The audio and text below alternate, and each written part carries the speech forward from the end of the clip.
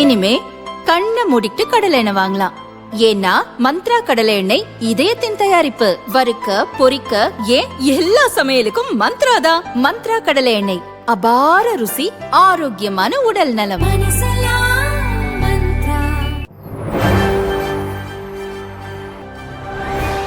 முதல்வர் ஸ்டாலின் விஜய் முதலில் வேட்புமனு தாக்கல். தமிழக சட்டசபை தேர்தல் ஏப்ரல் 23 நடக்கிறது. இதற்கான வேட்புமனு தாக்கல் இன்று காலை தொடங்கியது. கொளத்தூரில் முதல்வர் ஸ்டாலின் வேட்புமனு தாக்கல் செய்தார். பெரம்பூரில் தாவிக தலைவர் விஜய் வேட்புமனுவை தாக்கல் செய்தார். அதேபோல தாவிக பொதுச் செயலாளர் ஆதவர்ஜுனா வெள்ளிவாக்கத்தில் மனு செய்தார். காலை 11 மணி முதல் பிற்பகல் 3 மணி வரை வேட்புமனுக்கள் பெறப்படும். பொது தொகுதிக்கு ₹10,000, தனி தொகுதிக்கு ₹5,000 டெபாசிட் தொகை செலுத்த வேண்டும். வேட்புமனு தாக்கல் செய்ய வருபவர்கள் 3 வாகனங்களில் மட்டுமே வர வேண்டும் என தேர்தல் ஆணையம் அறிவுறுத்தியுள்ளது. நாளை மகாவீரர் ஜெயந்தி, ஏப்ரல் 1 வங்கிக் கணக்கு முடிவு, ஏப்ரல் 3 புனித வெள்ளி, ஏப்ரல் 5 ஈஸ்டர் தினம் ஆகிய நாட்களில் பொது விடுமுறை என்பதால் வேட்புமனு தாக்கல் செய்ய முடியாது. வேட்புமனு தாக்கல் செய்ய ஏப்ரல் 6 கடைசி நாளாகும். சௌமியா திலகபாமாவுக்கு சீட், பாமக வேட்பாளர்கள் அறிவிப்பு. அதிமுக கூட்டணியில் பாமகவுக்கு 18 தொகுதிகள் ஒதுக்கப்பட்டுள்ளன. கீழ்வேளூர், அம்பத்தூர், செஞ்சி ஆகிய 3 தொகுதிகளுக்கான வேட்பாளர்களை பாமக தலைவர் அன்புமணி ஏற்கனவே அறிவித்திருந்தார். 2வது கட்ட வேட்பாளர் லிஸ்டை இன்று அன்புமணி வெளியிட்டார். அதில் 15 தொகுதிகளுக்கான வேட்பாளர்கள் பெயர் இடம்பெற்றுள்ளது. அதன் விவரம் வருமாறு: பெரம்பூர் திலகபாமா, தருமபுரி சௌமியா அன்புமணி, விருத்தாசலம் தமிழரசி ஆதிமூலம், சேலம் மேற்கு மு கார்த்தி, பென்னாகரம் பாடி செல்வம், போளூர் CR பாஸ்கரன், திருப்போரூர் வழக்கறிஞர் K பாலு, ஜெயங்கொண்டம் க வைத்தி, சேலம் வடக்கு S சதாசிவம், விக்கிரவாண்டி C சிவக்குமார், சோளிங்கர் க சரவணன், மயிலாடுதுறை சித்தமல்லி பழனிசாமி, உத்திரமேரூர் P மகேஷ்குமார், ரிஷிவந்தியம் ஆப்ப செழியன், காட்டுமன்னார்கோவில் அன்பு சோழன். குவைத் மின் உற்பத்தி ஆலையில் ஈரான் ஏவுகணை வீசி தாக்குதல், பணியில் ஈடுபட்டிருந்த இந்தியர் உயிரிழப்பு. ஈரான் இஸ்ரேல் இடையே நடக்கும் போர் 1 மாதத்தையும் கடந்து நீடிக்கிறது. இஸ்ரேலுக்கு ஆதரவாக அமெரிக்காவும் ஈரான் மீதான தாக்குதலை தீவிரப்படுத்தியுள்ளது. அமெரிக்காவுக்கு பதிலடி தரும் வகையில் ஈரான் படை பல்வேறு வகைகளில் பதில் தாக்குதலில் ஈடுபட்டுள்ளது. ஈரானின் ஏவுகணைகள் இஸ்ரேலின் ராணுவ கட்டமைப்புகளை பதம் பார்ப்பதுடன் அண்டை நாடுகளில் நிறுத்தி வைக்கப்பட்டுள்ள அமெரிக்க ராணுவ நிலைகளையும் தாக்கி அழித்து வருகின்றன. அதன்படி Saudi Arabia, Qatar, Yemen, Kuwait உள்ளிட்ட பல்வேறு நாடுகளில் உள்ள அமெரிக்க கட்டமைப்புகளை ஈரான் தாக்கி வருகிறது. அப்போது போருக்கு சம்பந்தமே இல்லாத வளைகுடா நாடுகளும் கொடுமையாக பாதிக்கப்படுவதால் அந்நாடுகள் ஈரானுக்கு கண்டனம் தெரிவித்துள்ளன. இந்நிலையில் ஈரான் நேற்றிரவு நடத்திய ஏவுகணை தாக்குதலில் குவைத்தில் செயல்படும் நீர் சுத்திகரிப்பு மற்றும் மின் உற்பத்தி ஆலை முற்றிலும் நாசமடைந்தது. அதில் பணியாற்றிய இந்தியர் ஒருவர் பலியானதாக தகவல் வெளியானது. இந்த தகவலை குவைத் எரிசக்தித்துறை அமைச்சகம் உறுதிப்படுத்தியுள்ளது. சம்பவம் குறித்த தகவல் கிடைத்ததும் அதிவிரைவு படை மீட்புப் பணியில் ஈடுபட்டுள்ளதாகவும் அங்குள்ள நிலைமை குறித்து தீவிரமாக விசாரிக்கப்பட்டு மீட்புப் பணிகளை துரிதப்படுத்தியுள்ளதாகவும் குவைத் அரசு அதிகாரிகள் கூறினர். இஸ்ரேல் அமெரிக்க படைகள் மீதான தாக்குதலை உடனே கைவிட வேண்டும் என அமெரிக்க அதிபர் ட்ரம்ப் எச்சரித்திருந்தார்.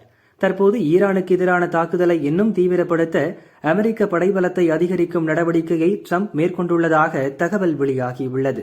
ஈரான் மீதான தாக்குதலை அமெரிக்க படைகள் இன்னும் தீவிரப்படுத்தக்கூடும் என்பதால் அங்கு பதற்றமான சூழல் நிலவுகிறது. இந்நிலையில் குவைத் நாட்டின் மீதான ஈரானின் ஏவுகணை தாக்குதலால் மத்திய கிழக்கில் பதற்றம் மேலும் அதிகரித்துள்ளது. போக்கு காட்டும் நிலை நீடிப்பு, தங்கம் விலை சற்றே சரிந்தது. மேற்காசிய நாடுகளில் போர் துவங்கிய பிறகு தங்கத்தின் மீதான முதலீடு குறைந்து அதன் விலை தொடர்ந்து குறைந்தது. ஆனால் அதன் பிறகு ட்ரெண்ட் மாறியது. கடந்த சில நாட்களாக 22 காரட் ஆபரண தங்கத்தின் விலையில் ஏற்ற இறக்கம் காணப்படுகிறது. நேற்று முன்தினம் தங்கத்தின் விலை சவரனுக்கு ₹1840 உயர்ந்து ஒரு சவரன் 1,09,280 விற்பனையானது. நேற்று நகை மார்க்கெட்டுக்கு விடுமுறை, அதனால் விலையில் மாற்றமில்லை என்று ஆபரண தங்கம் விலை சற்றே சரிவை கண்டது. சவரனுக்கு ₹480 குறைந்து ஒரு சவரன் 1,08,800 விற்பனையாகிறது. கிராமுக்கு ₹60 குறைந்து ஒரு கிராம் ₹13,600 விற்பனையாகிறது. வெள்ளி விலையில் மாற்றமில்லை.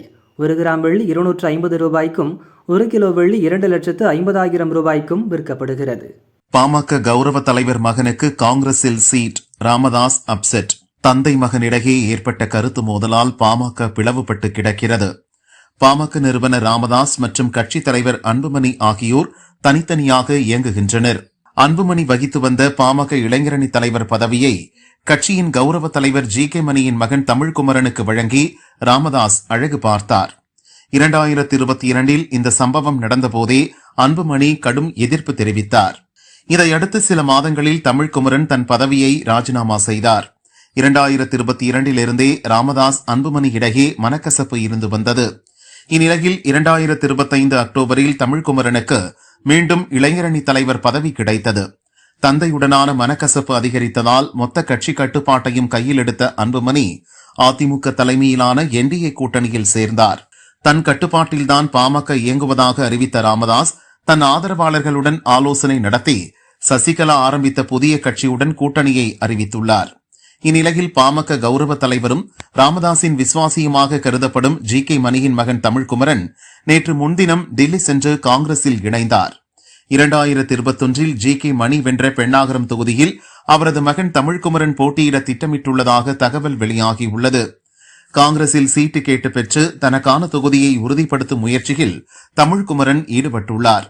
ஜி.கே. மணியின் மகன் செய்த இந்த செயல் பாமக நிறுவனர் ராமதாஸை கடும் அதிர்ச்சியில் ஆழ்த்தியுள்ளது. தன் விசுவாசியாக பார்க்கப்படும் ஜி.கே. மணி அவரது மகனை எப்படி காங்கிரஸில் சேரவிட்டார்? அது மட்டுமின்றி பெண்ணாகரத்தில் சீட் பெறும் முயற்சியும் நடக்கிறதாம் என ஆதரவாளர்களிடம் புலம்பி வருகிறாராம். இதுகுறித்து பாமக நிர்வாகி ஒருவர் கூறுகையில், ராமதாசிடமிருந்து தன்னை பிரித்ததே ஜி.கே. மணிதான் என அன்புமணி குற்றம் சாட்டினார். ஆனால் ராமதாஸ் அதை நம்ப மறுத்துவிட்டார். திமுக ஆதரவுடன் தன் மகனை திரைப்பட தயாரிப்பாளர் சங்க தலைவராக்கிய ஜி.கே. மணி இப்போது திமுக வாயிலாகவே மகனை காங்கிரஸில் சேர்த்து பெண்ணாகரம் தொகுதியில் போட்டியிடவும் வைக்க திட்டமிட்டுள்ளார். இதிலிருந்தே அன்புமணி கூறிய குற்றச்சாட்டுகள் உண்மைதானோ என ராமதாஸ் ஆதரவாளர்கள் சிந்திக்க துவங்கிவிட்டனர் என்றார். 38,000 டன் எரிபொருள் அனுப்பி இலங்கைக்கு உதவிய இந்தியா.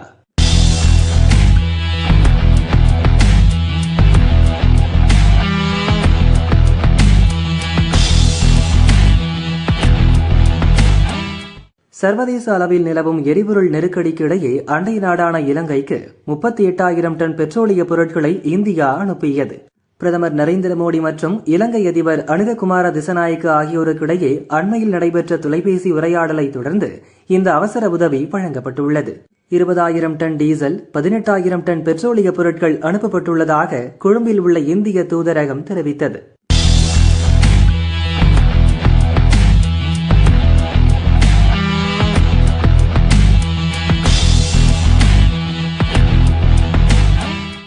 WTO எனப்படும் உலக வர்த்தக அமைப்பில் கொண்டுவரப்பட்ட மீன்பிடி மானியங்கள் தொடர்பான வரைவு தீர்மானத்துக்கு இந்தியா ஆதரவு தெரிவித்துள்ளது.